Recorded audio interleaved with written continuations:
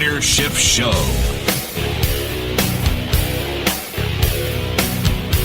Hey everybody, welcome back to the Peter Schiff Show. I'm Tom Woods in for Peter. Well, my first guest today is a guy I have never had a chance to speak to or meet in person, but whose analysis I rely on very much. In fact, every single time our overlords do some particularly asinine thing, I always think to myself, what is my next guest's take on it? My guest is Robert Wenzel.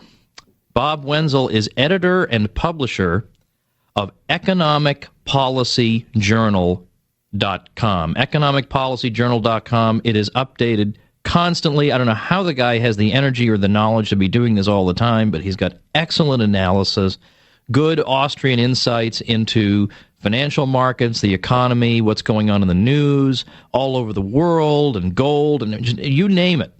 Bob Wenzel is on top of it, and he's funny, too. He's funny and devastating, and if this is not in your RSS feed or you're not visiting economicpolicyjournal.com, you're missing out on a lot. And once you start doing it after today's program, I hope, you're going to wonder how you got by without it. Bob, thank you so much for taking time out to be with us today. Hey, Tom. Thanks for the great introduction. Well, my pleasure. I want to start off by talking about something that, for some people is not all that interesting, but for our audience is very interesting. I want to just say a little something about inflation, price inflation, because it's been a matter of such controversy. We've got, we've all seen, producer prices going up, and we've seen what's going on with food, of course, with energy. And Paul Krugman and people who agree with him are arguing this is just a temporary fluke, this is a demand surge, this is emerging markets or whatever.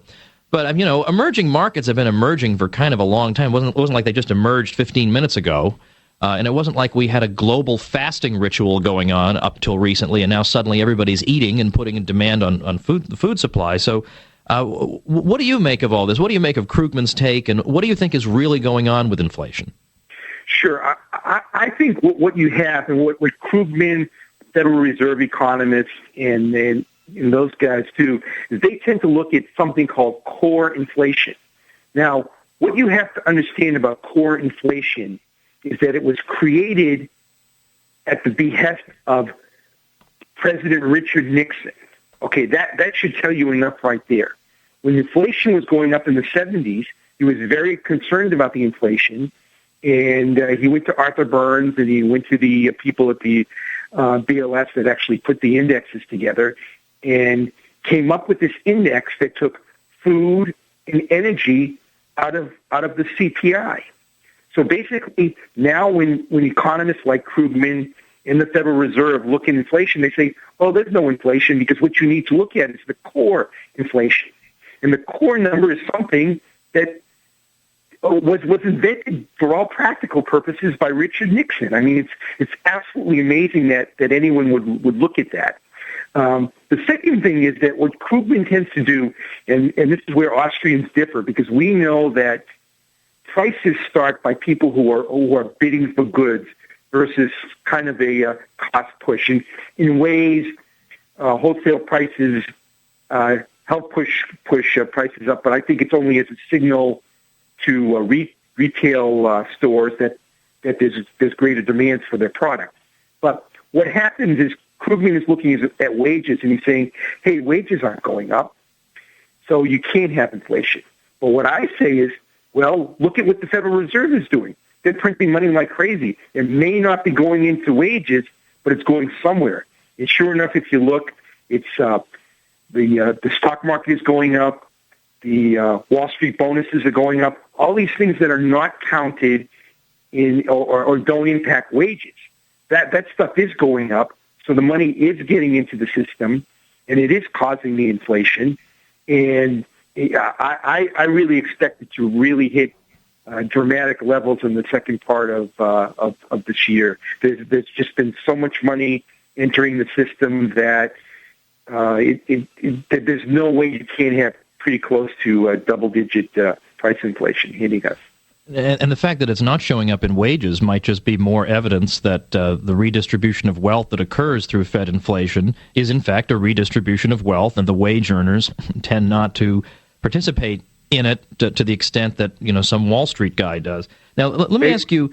Sure. I mean, don't you think, Bob? What if I played devil's advocate and I said, not regarding inflation, but just the overall situation? I mean, look, haven't they fixed things? Weren't we on the precipice of a disaster a few years ago? And now, I mean, it's not perfect, but we're hobbling along all right, and things are likely to get better, and at least it didn't bottom out and the whole system didn't collapse. So, aren't you grateful then for the Federal Reserve and for the Treasury and all the wise economists they employed? I mean, they saved us. Didn't they save us, Bob? Well, what they did is they saved Goldman Sachs and Morgan Stanley and all those people who have their entire structures of their business based on the Federal Reserve printing money. And so what Ben Bernanke did is he went in and he saved Wall Street. So sure, Wall Street is doing great right now, but that's not certainly helping the guy who's still unemployed, the person whose wages are not rising when they have to go out and buy these things that Nixon doesn't count as part of the inflation. And so your headline stuff, the things that mainstream media will look at and point to, and the Federal Reserve, specifically the stock market, is going up, but that's it. The rest of the country is in terrible shape. Now, you've said in the past that if the Fed does manage to engage in significant inflation, that this could lead to, as it always would, some kind of artificial boost to employment, which just calls to mind Hayek's point that the stimulus that money printing provides is in the errors that it causes. It'll just misdirect a lot more resources. So if we can't necessarily trust those figures, because it could just be a manipulated recovery, what can we look at? I mean, what kind of indicators do you look at to say, we've got a healthy economy, things are improving, or that right now, what kind of indicators are telling you that really all the news items about how things are improving are a lot of bunk? Yeah, well, I'll tell you, I mean, the key to the manipulation of the economy is you have to look at the money supply and how much the Federal Reserve is increasing the money supply. If they're increasing the money supply, that's telling the average person that there's money going somewhere into the economy, somewhere into the system that's not going into their pocket. So that's an advantage to those people. And of course, the Federal Reserve would like to think they can just sort of print this money forever. But the problem is that the more and more they print, the more inflationary it gets, and sooner or later the Fed has to decide whether they are going to battle the price inflation or whether they're going to pull back a little bit and sort of crash their false structure of the economy. And that's what the whole business cycle is about, this printing of money, which eventually kicks into inflation.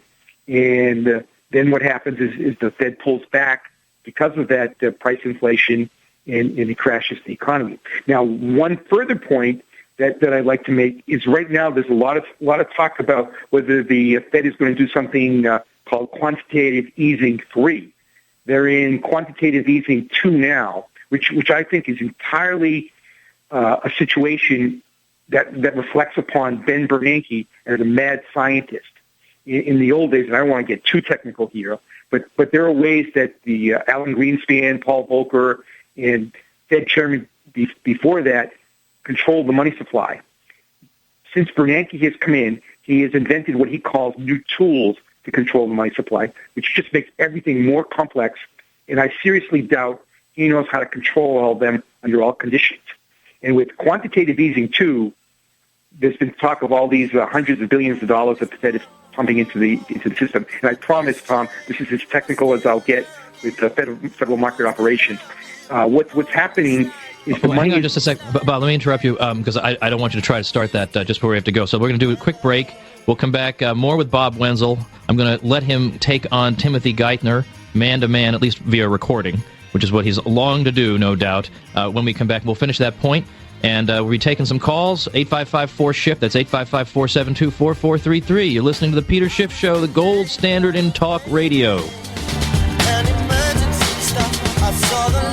The Peter Schiff Show. Welcome back to your source of sanity in an insane world. It's The Peter Schiff Show.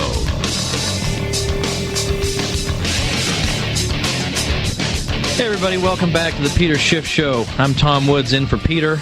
On the line with me is Robert Wenzel, editor and publisher of economicpolicyjournal.com. We're taking your calls, 855-4-SCHIFF. That's 855-472-4433. Bob, it is an atrocity that I had to interrupt you when you were talking about quantitative easing. So if it's not too much burden, let's go back to that so you can finish that point. Sure. I was beginning to think for a minute that you were working for Bernanke or something and shut me off.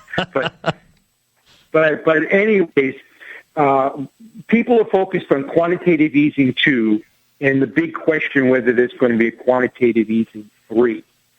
And my analysis of the situation is that quantitative easing 2 was a huge multi-hundred billion dollar operation. Most of that money did not go into the money supply, did not go into the system. It's gone into something called excess reserves. And it's too technical to get into exactly what they are. But people should understand there's over $1 trillion in excess reserves right now. That's money that is not in the system. So when you hear talk that the Federal Reserve may not institute a quantitative easing 3 after QE2 is finished, that does not mean that the Federal Reserve may not add additional money to the system, into the economy. They've got over $1 trillion sitting on the side that they can push into the money system at any time. So there's tremendous danger of huge inflation. And that's one of the tools that Bernanke has created, and I'm not sure he can really control that under all circumstances. So there might be an inflation that gets way out of hand beyond anything we've seen with any other Fed chairman. Well, I'm glad that I think it was your blog where I saw you quoting Krugman saying that, inflation's no big deal, don't worry about it. And I think you said, all right, look, April 17th, 2011, you save this date. This is the date, as late as this, that Krugman was saying, don't worry about any of this. Let me shift gears for a minute. I want to talk a little bit about the debt ceiling, because we had a lot of scare tactics used on us with regard to the so-called government shutdown, which was more of a promise than a threat for me. I mean, that's fine. Right. But we're getting the same kind of scare tactics with regard to the debt ceiling. And I want to play a Timothy Geithner clip, who is really, he and Bernanke are probably the two stars of economicpolicyjournal.com after yourself. And I want you to hear what he has to say about what would happen if the debt ceiling weren't lifted. Can we play clip number 3, please? What if it wasn't raised? What is the doomsday scenario? I'll be very direct about it. And people understand this. Again, anybody running a business or understands this. What will happen is that we'd have to stop making payments to our seniors, Medicare, Medicaid, Social Security. We have to stop paying veterans benefits. We have to stop paying all the other payments, all the other things that the government does. And then we would risk default on our interest payments. If we did that, we tip the U.S. economy and the world economy back into recession, depression. I think it would make the last crisis look like a tame, modest crisis. It would be much more dramatic.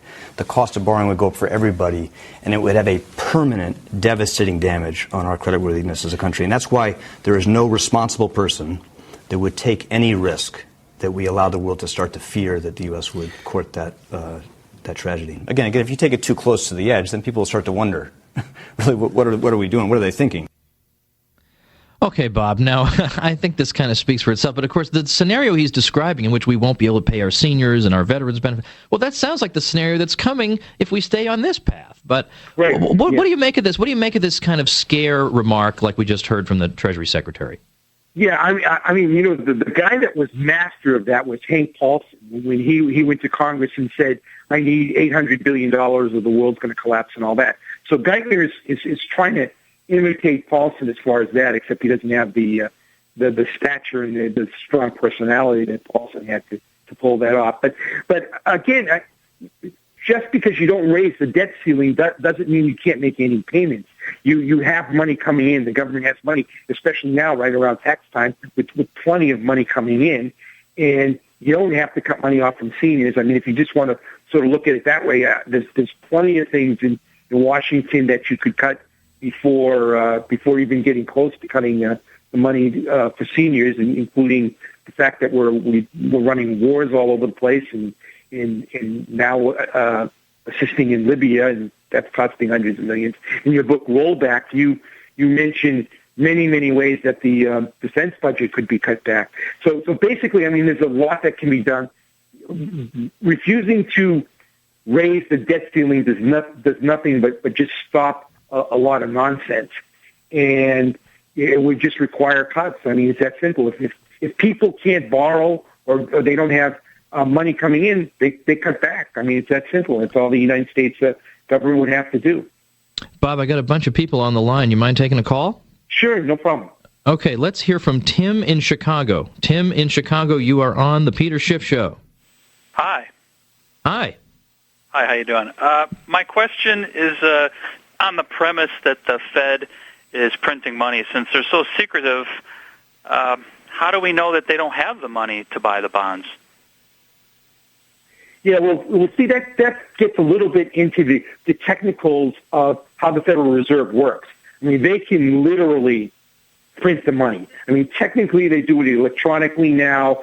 They just credit different banks with money, and it's all just kept mostly on computers. But when it all comes down to it, they can issue any amount in the world, billions, trillions. The Federal Reserve does not have money that they've gotten involved that they decide to take out and suddenly start buying Treasury securities with. What they're really doing is creating it out of the air. Sean in Corpus Christi, we're getting low on time, so if you can state your question quickly. Sean in Corpus Christi, you're on the air on the Peter Schiff Show.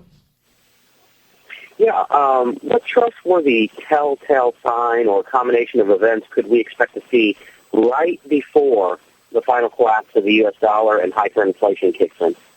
Now, that's the $25,000 well, that used to be 20. Now it's more like a $25 trillion question. Bob, what do you say? Yeah, I would say you're seeing the signs right now in where you never know what the exact news item is that's going to sort of tip everything. But basically, you have a situation now that could collapse in so many different ways that you just have to be on alert now and prepare, because when it comes, it's going to come very, very quickly, and things will change overnight. I mean, if you really think about the financial crisis that occurred, I mean, it came pretty quickly, and it's going to be the same thing with regard to hyperinflation or however the scenario plays out. Now, you've been publishing economicpolicyjournal.com since 2007. What were you doing before that? Because it seemed like you came onto the scene just out of the clear blue, like a shot from heaven, and now you know I can't start my day without reading your site. Yeah, well, that's great to do. I mean, I was pretty much in the money management hedge fund business, working for some top people, providing some insights for them with regard to specific investments and things along that nature. And basically, I just saw the situation developing in the United States, and I just felt people needed to just understand what's going on, and that's really why I started the blog to get that word out and provide an analysis that you don't get from mainstream economists or analysts on Wall Street. So the problem is just so great, and I did fine in my days in working with the different money managers, hedge fund managers, and this sort of is the fruit from that period. We've got about 30 seconds left. You see a growth in maybe not growth in respect for and interest in Austrian economics and our point of view, that you're able to say things now and be taken seriously in a way that wouldn't have happened, let's say, 10 years ago? Oh, sure. Well, without question. I mean, I can see in talking even to Wall Street analysts and things like that. When I was talking to them 10, 15 years ago, and there was no interest at all. And not only is there interest now, but it's really a case where they will ask questions and respect the people that are involved in that. And it has a lot to the two things that caught it. One, Ron Paul has done, I think, a tremendous amount to get exposure for Austrian economics. And the second thing is just what's going on in the economy. I mean, it's the Austrian economists that have credibility about the crisis. Yes, right. Exactly. Absolutely. Well, Bob, it's been a pleasure to have you. I urge everybody, got to check out economicpolicyjournal.com. Thanks so much for spending some time with us this morning, Bob. We're coming right back with another great guest to talk about some more what our overlords have been up to. right here on the Peter Schiff Show, the gold standard in talk radio. Don't go anywhere. We got a lot more bashing to do.